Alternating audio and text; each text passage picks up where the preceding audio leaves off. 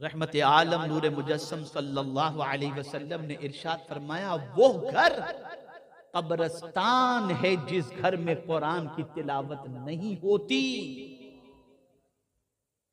वो घर कब्रिस्तान है।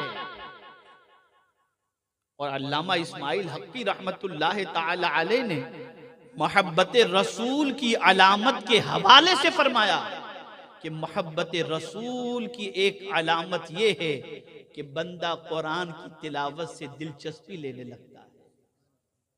ये एक मोहब्बत रसूल सल्लल्लाहु अलैहि वसल्लम की ये भी एक अलामत है कि बंदा कुरान की तिलावत कसरत से करता है।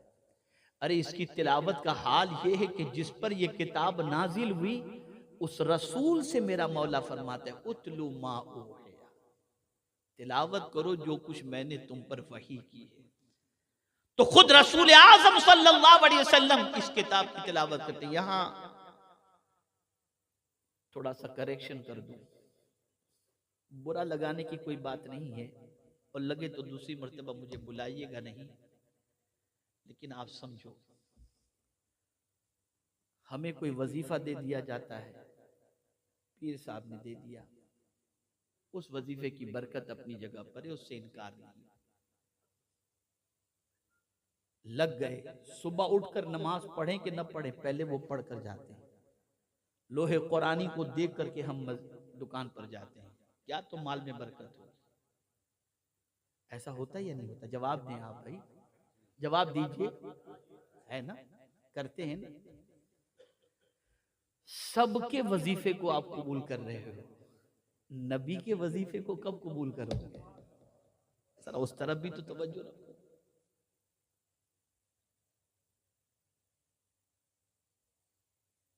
उस वजीफे को कब अपनाओगे? मेरे आका सल्लल्लाहु अलैहि वसल्लम इरशाद फरमाते हैं कि अगर कोई शख्स कुरान शरीफ की तिलावत में इतना गुम हो गया, इतना गुम हो गया कि दुआ मांगने का वक्त भी तिलावत में खर्च कर दिया और दुआ न मांग सका, सरकार फरमाते उसकी तलब से ज्यादा मौला उसे अता फरमाए, उसकी ख्वाहिश से ज्यादा मौला उसे अता फरमाए। ये कुरान की तिलावत। हजरत अब्दुल्ला इब्न मसऊद रदियल्लाहु तआला अन्हु बीमार हुए, जामिउल कुरान कामिलुल हया वल ईमान मुजहिज जैशिल उसरत फी दिदर रहमान सय्यदना उस्मान इब्न अफ़्फ़ान रदियल्लाहु तआला अन्हु पहुंचे इयादत के लिए। देखा तो महसूस कर लिया आपने कि अब ज्यादा दिनों तक की जिंदगी नहीं है और आप बेपना दौलत लेकर के पहुंचे थे। इरशाद फरमाया, अब्दुल्ला ये तुम्हारे पास रखो, तुम्हें कुछ हो गया तो तुम्हारी बच्चियां हैं, उन्हें ये रकम काम आएगी, उन्हें ये रकम काम आएगी। बीमार हजरत अब्दुल्ला इब्न मसऊद रदियल्लाहु ताला अन्हु उठ करके बैठ गए और अर्ज करने लगे, हुजूर आपको क्या ऐसा लगता है कि मेरे मरने के बाद मेरी बच्चियां फाके में गिरफ्तार हो जाएंगी? खुदा की कसम मेरी बच्चियों के घर में कभी फाका आ ही नहीं सकता। हजरत उस्मान इब्न अफ़्फ़ान ने फरमाया कि तुम इतने यकीन के साथ किस बुनियाद पर कह रहे हो? तो कहते हैं आकाए करीम सल्लल्लाहु अलैहि वसल्लम ने इरशाद फरमाया, जो शख्स अपनी बच्चियों को सूरह वाक़या की तिलावत का आदी कर दे और जो बच्चियां सूरह वाक़या, जो भी बच्ची हो या बच्चा सूरह वाक़या की तिलावत का रोज रात का आदी बन जाए, उसके घर में कभी फाका नहीं आ सकता। मैंने अपनी बच्चियों को सूरह वाक़या याद करा दी और मेरी बच्चियां रोजाना सूरह वाक़या की तिलावत करती हैं, मेरी बच्चियों को कभी फाका नहीं। तो कुरान शरीफ की तिलावत करना ये इसका दूसरा हक है। मैं आपसे एक सवाल पूछना चाहता हूं, जितना व्हाट्सएप को आप चेक करते हो, जितना अखबार ऊपर से लेकर नीचे तक और पूरा पढ़ डालते हो, रोजाना आप एनडीटीवी और जी टीवी और एबीपी टीवी पे जाकर के न्यूज जितना देखते हो, आप थोड़ा सा याद करो कि आखिरी मर्तबा कुरान की तिलावत आपने कब की थी? याद करो, कब आपने कुरान खोला था आखिरी मर्तबा, जरा उसको याद करो। और दूसरे एंगल से मैं आपसे सवाल पूछता हूं कि आप में से कितने ऐसे हैं जिनको कुरान पढ़ना आता है?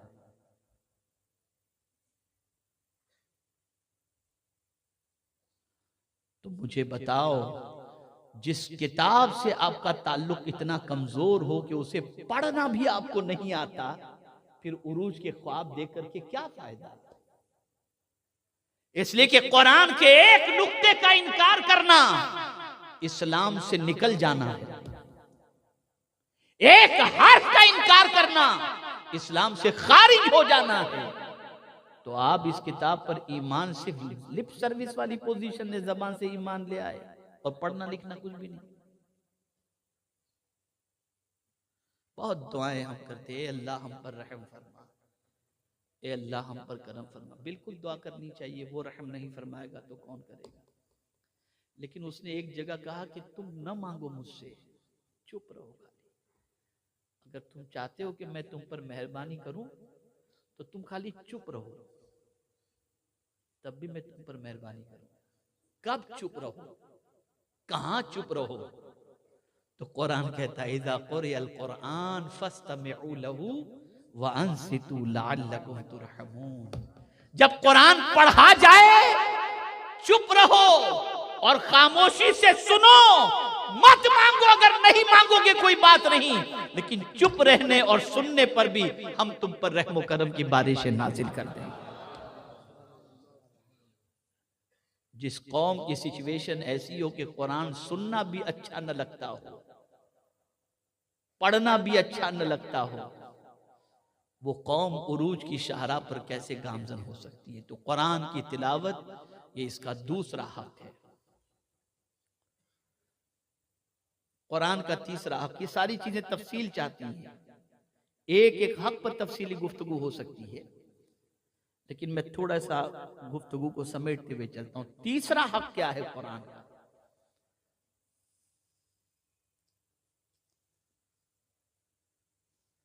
कुरान शरीफ का तीसरा हक ये है कि इस पर अमल करो। क्या करो इस पर? ये नहीं कि 2 आयत पर अमल करो और बाकी आयतों के बारे में कहो माज अल्लाह मौलाना। आज के दौर में इस पर अमल तो बहुत डिफिकल्ट है, ये नहीं। कुरान कहता है इत्तबिऊ मा उनज़िला इलैकुम मिन रब्बिकुम, और अगर तुम सीधे रास्ते के मुसाफिर बनना चाहते हो फत्तबिऊहु लअल्लकुम तहतदून हुदल लिल मुत्तकीन। एक तरफ इत्तिबा हुजूर की करने पर हिदायत के बारे में फरमाया गया, और एक तरफ कुरान के बारे में फरमाया गया कि इत्तबिऊ मा उनज़िला इलैकुम मिन रब्बिकुम वला तत्तबिऊ मिन दूनिही औलिया कलीलन मा तज़क्करून। ये कुरान कह रहा है। और सबसे अच्छी बात जिस पर अमल करना चाहिए वो क्या है? वो कुरान है। कभी हमने इसको अमल की किताब समझने की जहमत की? बल्कि मैं अगर कहूं तो गलत न होगा, पूरी दुनिया में, एक जगह की बात नहीं कर रहा, नाकिस ऑब्जर्वेशन के एतबार से पूरी दुनिया का अगर जायजा लिया जाए तो 5, 7, 8, 10 अहकाम से ज्यादा या आयतों से ज्यादा कुरान पर अमल हो ही नहीं रहा। नमाज, रोजा, हज, ज़कात, बस ये कुछ चीजें हैं, इस पर थोड़ा सा अमल होता है। बाकी सारी किताब को हमने ताक की जीनत बना दी, और माज़अल्लाह बहुत सारे मुसलमानों ने इसे अमल की किताब तो समझा ही नहीं, सिर्फ ये है कि बरकत की किताब समझ करके इसको बैठ गए। कुरान कहता है हाज़ा किताबुन अंज़लनाहु मुबारकुन फत्तबिहू, पैरवी करो इसकी, इत्तिबा करो इसकी।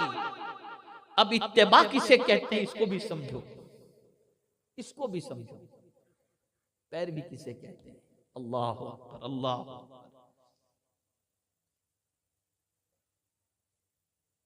ताजदार करबला इमाम अली मकाम अला जद्दिही व अलैहि सलातु वस्सलाम सवारी पर सवार होकर मदीने की गली से गुजर रहे थे।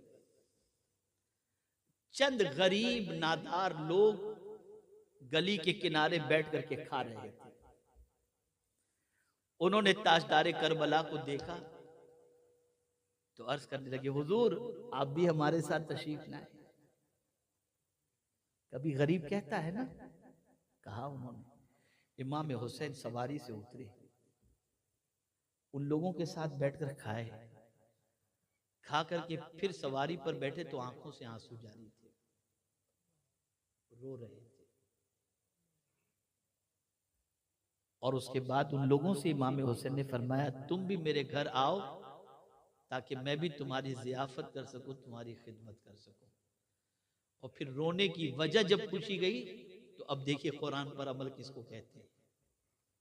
कहते मुझे मान इनके बुलाने पर कुरान की एक आयत याद आ गई कि अल्लाह ताला तकब्बुर करने वाले से मोहब्बत नहीं फरमाता।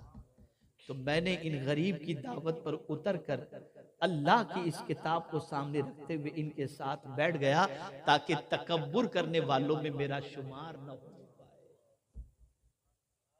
सिर्फ आयत ज़हन में आते ही उस पर इस तरीके से अमल हो रहा है। तो सिचुएशन ये हुई कि 22,000 के लश्कर के सामने भी पेशानी पर शिकन नहीं आ रही थी और बेखौफ व खतर मुकाबले के लिए तैयार थे। ये कुरान पर अमल की ताकत थी। और जिनकी ताकत का आलम ये हो कि गाने सुनकर रोते हों, गजलें सुनकर रोते हों, लड़कियों के पीछे भागते हों, आवारा गर्दी करते हों, बुराइयों के दलदल में डूबे हुए हों, कहां से ताकत आएगी उनके पास? वो तो मच्छर से भी डरेंगे, चूहे से भी डरेंगे। कहां से आएगी ताकत? ताकत अगर कोई किताब दे सकती है तो वो अल्लाह की किताब ताकत दे सकती है। यही वजह है कि मौला अली करमल्लाहु ताला वजहुल करीम फरमाते हैं, मैं घोड़े की एक जीन पर एक कदम और दूसरे पर दूसरा कदम रखते तक पूरा कुरान खत्म कर लेता। सिचुएशन है।